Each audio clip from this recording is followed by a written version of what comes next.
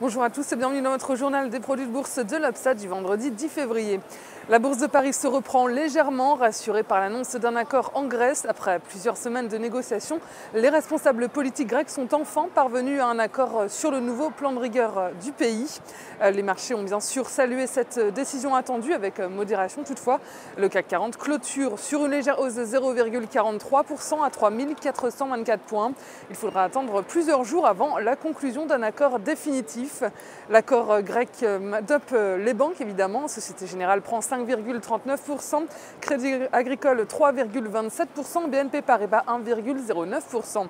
Les publications d'entreprises étaient nombreuses, parmi elles GDF Suez qui déçoit par une baisse de plus de 13% de son bénéfice net à 4 milliards d'euros pour 2011. À Wall Street, les investisseurs américains saluent aussi l'accord sur le plan de rigueur grec.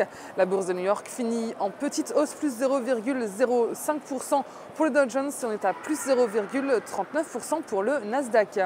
Sur le front macroéconomique, les nouvelles inscriptions au chômage baissent davantage. Beaucoup de publications d'entreprises également aux États-Unis avec Cisco Systems, Yahoo à plus 3% ou encore Whole Foods Market qui bondit de 3,13% après avoir vu ses ventes grimper de 13% au premier trimestre. Sur le marché des changes, l'euro ne cède pas face au dollar à 1,3277 $. Sur le front du pétrole, le baril de brut gagne 70 cents à 118,13 $.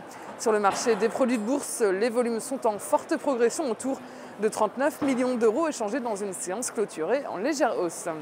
Le ratio call-put reste orienté à la hausse avec 67% de call contre 33% de put.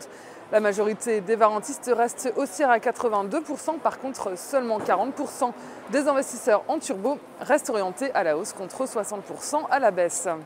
Du côté de la répartition par type de produit, les certificats benchmark 100% sont en hausse à 51,4% des échanges, les varants sont stables à 28% et les certificats turbo sont en baisse à 15%. Concernant la répartition par sous-jacent, les indices sont en repli avec 48% des volumes.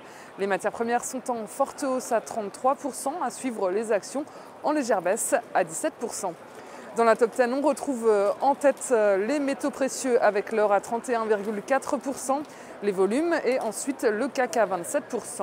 Côté action à suivre, les sous-jacentes financières avec Société Générale, BNP Paribas et Crédit Agricole.